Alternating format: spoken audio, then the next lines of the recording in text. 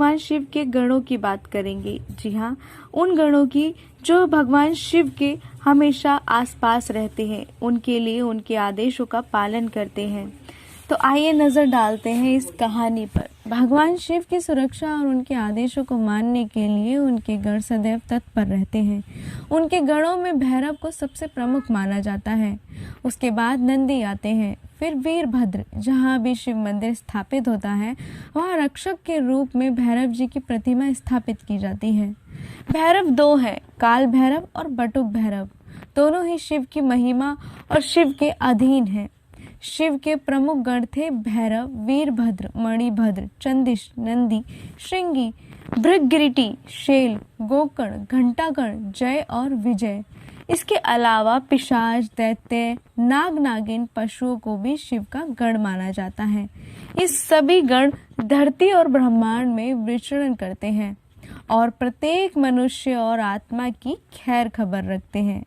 शिवजी के ससुर दक्ष प्रजापति ने एक विशाल यज्ञ का आयोजन किया था, जिसमें सभी देवी देवता, ऋषि मुनि और देवताओं को बुलाया गया।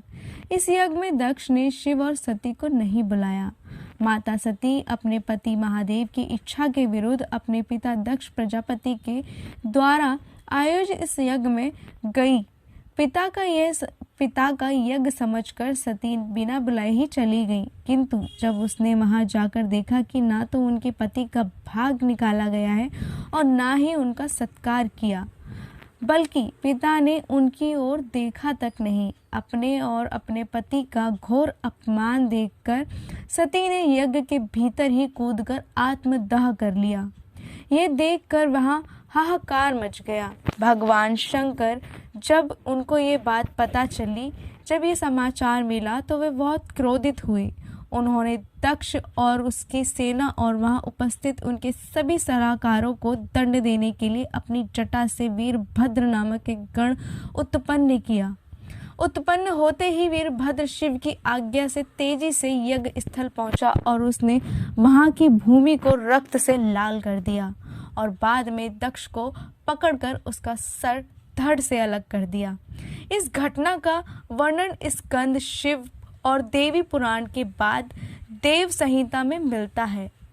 बाद में ब्रह्मा जी और विष्णु जी फिर कैलाश पर्वत गए और उन्होंने महादेव से विनय कर अपने क्रोध को शांत करने को कहा और राजा दक्ष को जीवन देकर यज्ञ को संपन्न करने का निवेदन